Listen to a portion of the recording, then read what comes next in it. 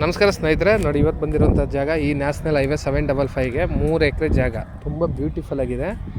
Main ರೋಡ್ಗೆ ಒಂದು 300 ಅಡಿ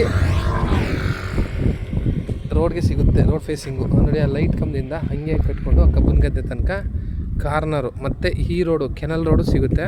ಒಳ್ಳೆ ವಾಟ್ರ್ ಇದೆ, ಇದಕ್ಕೇನು ವಾಟ್ರ್ ಅಗತ್ಯನೇ ಇಲ್ಲ. ನೋಡಿ ಹೆಂಗೆ ಹೋಗ್ತಾ ಇದೆ ವಾಟ್ರು, ಕಾವೇರಿ ಕಬಿನಿ ವಾಟ್ರು.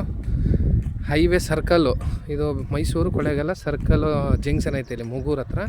ಜಂಕ್ಷನಿಂದ ಇಲ್ಲಿಗೆ ಒಂದು 500 ಮೀಟ್ರು మరి ವಾಟ್ರು ಯಾವಾಗೂ ಹಿಂಗೆ ಫ್ಲೋ ಆಗ್ತಾ ಇರುತ್ತೆ. ಈ ರಸ್ತೆಗೂ ಇದೆ, ಈ ಕಬ್ಬನ್ ಗದ್ದೆ ತನಕ ಈ TCನೂ ಸಿಗುತ್ತೆ ಇಲ್ಲಿ.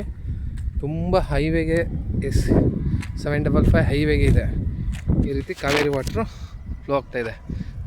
ಇಲ್ಲಿಂದ ಹಿಂಗೆ ಆ ಕಾರೇನು ಲೈಟ್ ಕಂಬ ಇದೆ ಅಲ್ಲಿ ತನಕನೂ 3 ಎಕರೆ.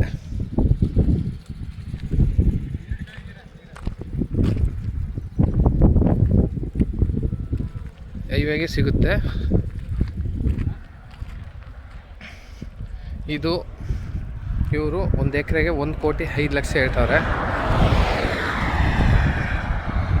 ಸ್ಲೈಟ್ಲಿ ನೆಗೋಷಿಯಬಲ್ ಇದೆ ಫೈನಲ್ ರೇಟು.